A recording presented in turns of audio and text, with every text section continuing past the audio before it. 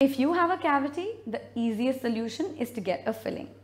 What we do is we remove the decay or the bacteria in your teeth with a high-speed machine or a laser. After this, once the tooth is entirely clean and free of bacteria, we use a variety of sticking solutions and add a tooth-colored filling in the shape of your tooth. This tooth-colored filling, called composite, is hardened with a UV laser light. Now, when done properly, this particular filling will stay in your mouth for anywhere between 3 to 7 years. You are required to keep it clean and ensure that you visit your dentist annually to maintain it.